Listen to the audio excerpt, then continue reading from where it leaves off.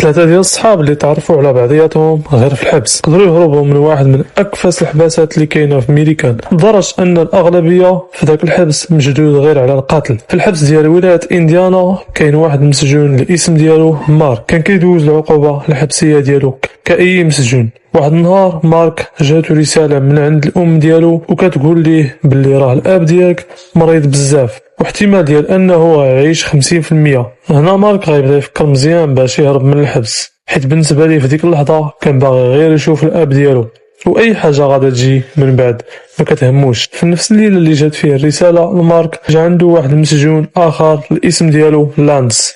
بغيت نهرب، واش بغيتي تدخل معايا في هاد لافير؟ مارك اصلا كانوا عينيه في الهروب، غادي يقول ليه مشينا. هنا بدات الخطه ديال الهروب. مارك ولانس بداو كيقلبوا على نقطة ضعف كاينة في الحبس يقدروا يستغلوها باش يهربوا بلا صعوبة، يعني بطريقة ذكية. بداو كيخرجوا وكيلاحظوا كيفاش الامور كتمشي في المحيط ديال السجن، شحال من حارس كاين وشحال من كاميرات المراقبة كاينة. من بعد هاد الملاحظة لقاو باللي ماشي ساهل الواحد يهرب من الحبس ديال ولاية إنديانا، حيت غير الحيط اللي داير به فيه 10 متر في الطول، والفوق ديال الحيط فيه دوك السلوكة اللي ماضيين زائد الكلاب وابراج المراقبة اللي فيها القناصة اللي ما غيترددوش يتيروا فيك الا حاولتي تطلع في الحيط اللي كيفصل الحبس مع الشارع. وهنا مارك ولانس قرروا باللي الهربة ما غتكونش من الباب او لا من فوق الحيط، وانما كان القرار اللي اتخذوه هو يهربوا من تحت الحبس. المساجين عادة كيكونوا كيخدموا في الاعمال،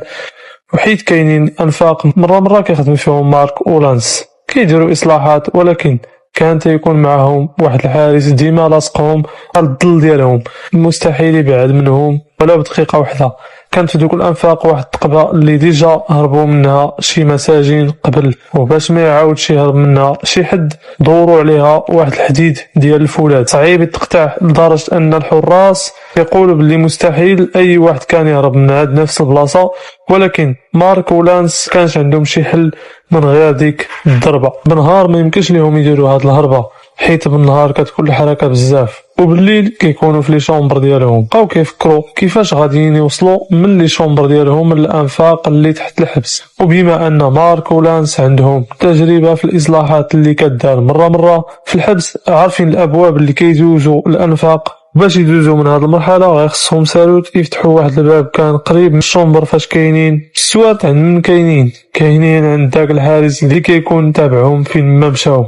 تما لانس جاتو واحد الفكرة باش غيمشي يصاوب واحد المعجون ويتراسي فيه الساروت، ولكن باش غيوصلوا للساروت لانس جاتو واحد الفكرة. كانوا عندهم شي بريكولات في هذيك الطريق الوسطانية اللي مقسمة الزنزانات، كانت واحد البلاصة مضيقة تفاهم لانس هو ومارك باش هذاك مارك غادي يمشي لداخل وغادي يعيط على الحارس وغايقول ليه اجي تشوف واحد البريكول كاين هنا. المهم غايدير بريكول، وبالخبره ديال لانس والذكاء ديالو عرف باللي الحارس باش يدخل تما ما يمكنش ليه يدخل بداك الحزام ديالو.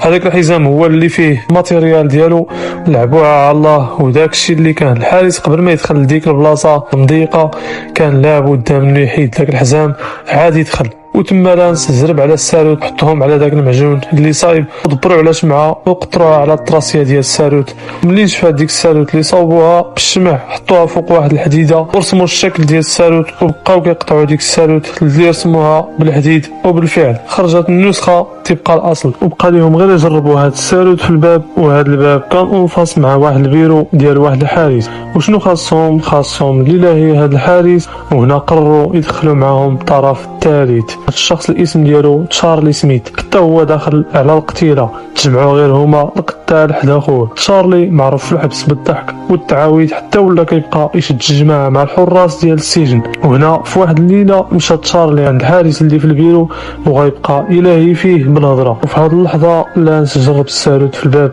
وبالفعل تحل الباب ودخل وتبعوا مارك. ولانس مشى حل ديك الفتحه اللي كتدي الحيط اللي كيفصل البلاصه اللي فين كيدي الانفاق باش يبدا يثقب وللاشاره المطرقه اللي كان خدام بها لانس في التقييم كان ديجا صوبها هو مارك، بحكم انهم كانوا خدامين في الحبس كانت اي حاجه سهله يوصلوا لها. لانس كان خايف لا يسمعوه وهو كيتقب في الحيط، بدا كيتقب حتى هرس الطبقه القداميه ديال الياجور. وهنا غتوقع واحد الحاجه اللي كانت زوينه بالنسبه للانس، فاش هرس الياجور لقى بلي اللور كان غير الرمله والتراب، كان ساهل غير يجرب يديه.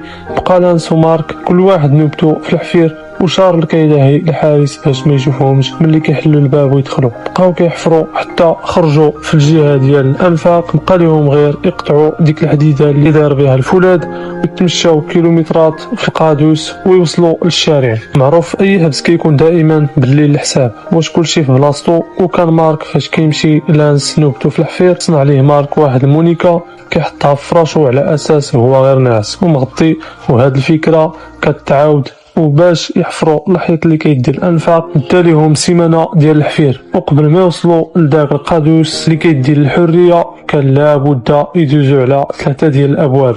وعلى هذا الاساس كان لانس بريكولي قبل واحد القطاعه ديال الحديد، حلوا فيها الباب الاول والثاني والثالث حتى وصلوا للفتحه ديال القادوس اللي دار بها الحديد.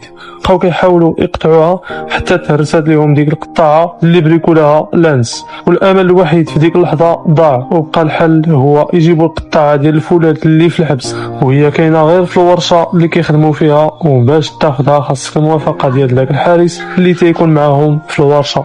وبحكم ان لانس قديم معاهم وبيع عليهم العجل باللي هو ضرافات، مشى عند الحارس وطلبوا منه القطاعه، وبالفعل اعطاها لهم على اساس شي بريكول في الورشه باش الحارس ما يديه ما يجيب. دابا اش بقى؟ خاص غير كيفاش غيخرجوها. داروها في ميكا، وكما تنعرفوا كاملين ضروري اي حاجه فيها تقلاب في الحبس، لدرجه انهم كانوا قراب يحصلوا عندهم ديك القطاعه. وهنا شكون غيتدخل بطبيعه الحال؟ فكاك الوحايل شارل دخل وبدا كيفرنس معاهم من هنا ومن لهيه حتى دازت الميكا اللي فيها القطاعه، دخلوها معاهم للشومبر بما وصل ليه. وبدا لانس الخدمه، بقى كيقطع في داك الفولاذ لمده 3 ديال السوايع، وهاد المده كامله ديال القطيع سببها الصلابه ديال داك الفولاذ. واخا هكاك تقطع القادوس دابا هو مفتوح، خاص غير الطريقه كيفاش غيخرجوا، حيت العرض ديال القادوس كانت فيه 6 سنتيم وكيلومتر وانت كتحبو ما سهلاش. وبما ان كل شومبر يكونوا فيه 3 ديال المساجين الحساب باين. اتفقوا مارك هو اول واحد غيخرج، حيت باش يدرقوا واحد ويصايبوا ليه مونيكا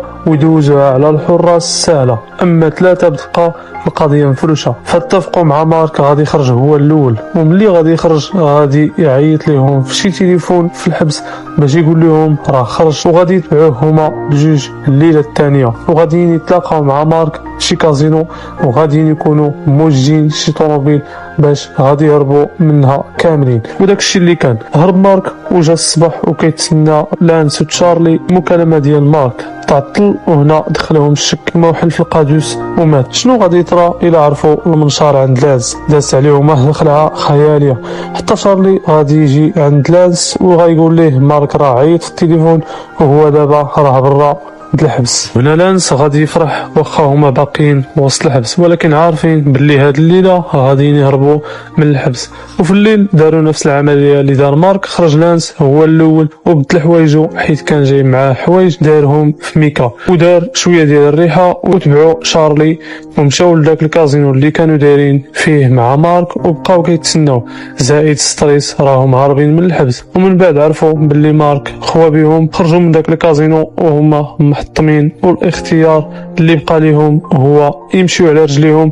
وفاش كانوا كيتمشاو دازوا من حدا واحد الطوموبيل، وشارلي كيقول باللي العينين ديال داك اللي في الطوموبيل كانوا بحال لاصقين ليه مورا راسو من كثرة الستريس. واحد شويه ديك الطوموبيل غتحرك غتفراني قدامهم، وغادي يطلع داك خونا اللي تابعهم بوليسي. شارلي كان غليظ هو الاول تشد، ولكن لانس قدر يهرب. دخل واحد الواد بقى غادي في الجناب ديالو كيمشي باش ما يخلي الاثار ديالو، وعاود خرج وتخزن في واحد الغابه بين الشجر.